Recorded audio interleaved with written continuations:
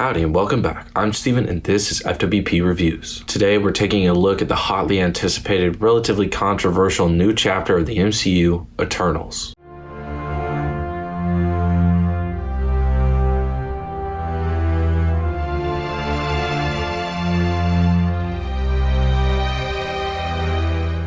The Eternals is a story that spans thousands of years, and it tells the story of several immortal super beings who have been put on Earth to protect the humans from the deviants. After what they believed to be the last of the deviants were eliminated, the group went their several ways, but when the deviants returned somehow several centuries later, they must come together and put apart their differences to put a stop to this threat.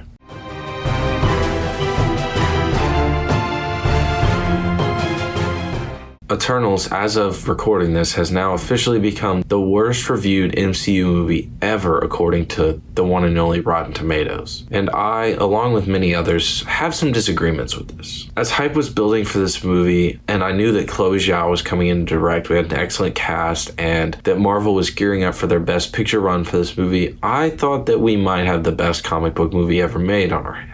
Now, it doesn't live up to those expectations, not even close. However, I do think it is one of the better MCU movies we've ever had, and it's definitely better than the other two we got this year to me. It is highly experimental, and the formula could use some tweaking for sure. However, the movie does manage to create something that is fascinating and builds hype for this new chapter of the MCU. One of the more underwhelming parts of this movie for me was the performances. Everybody is decent, some are good even, but there's such a weird deadpan delivery in some of the performances that just didn't sit quite right with me. It felt intentionally done, like it was directed to be that way, and it felt like a poor choice. Whether or not it was just poor performances or poor direction, who knows. Fortunately, some of these flat performances are put to bed because of the sprawling characters and stories that are associated with them. There's so much to learn about each of these characters, and it's so fascinating to learn their backstory as the movie plays out. There were also several really good dynamics, including Thena and Gilgamesh. Druig and Makari also had a really interesting dynamic when they came back together and they had their reunion. The main dynamic this movie pushes is Ikaris and Cersei, which definitely felt like the weakest of the duo dynamics that we got, but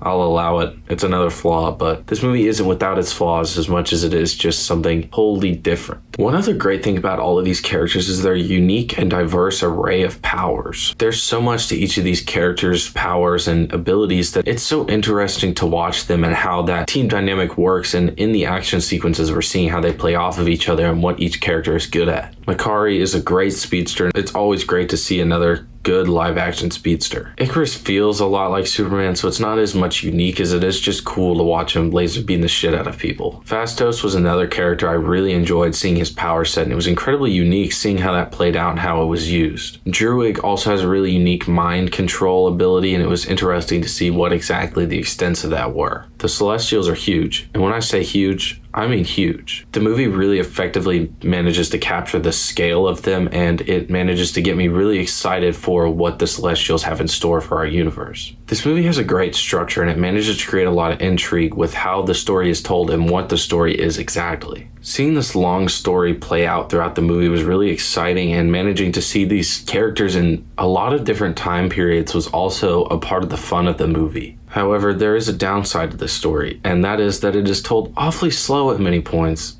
way too slow for my taste. There's lots of action and humor to push through some of the slower moments that don't feel like they're working towards anything, but a lot of other moments just feel so painfully dull. Not to mention a lot of heavy exposition that didn't feel entirely necessary. Two additional positives of the movie are the score and the visuals. Now, the visuals aren't anything groundbreaking. I think they're great. I think that they're good, but according to MCU standards, this is what the level should be at bare minimum. But it is always good to see a marked improvement on the crap they pulled in Black Widow and Shang-Chi. What the hell was that, guys? The score also isn't the most astounding score I've ever heard, but it does have a lot of unique elements, and it's really exciting to hear that alongside the story, and it makes it feel that much more epic.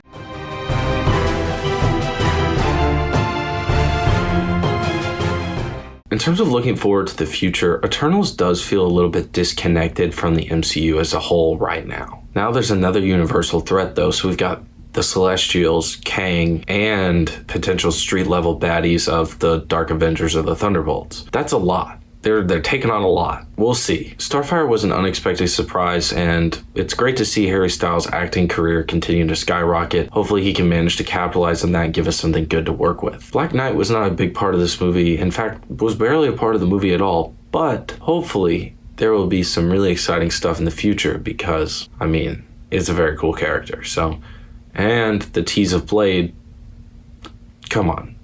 I'm getting pretty excited here, okay? On to Hawkeye and Spider-Man No Way Home. We've definitely had the most MCU content, but can we get some of its best? With that, let's wrap this video up. Eternals is a new and unique addition to this ever-expanding MCU. It isn't the best movie they've ever made, but there's a lot to enjoy about this movie. This new chapter opens up a whole new world of possibilities and characters, but I'm kind of excited to get back to some pretty familiar characters in Hawkeye and Spider-Man No Way Home this month and next. I've got a couple special videos planned for the next 2 weeks, and I'm incredibly excited to share those with you, so keep an eye out. Until next time though, follow my Instagram at FWPReviews100 for daily written reviews about the newest movies. With that, it's FWP Reviews signing off. Thank you guys so much for watching, and I'll catch you all in the next one.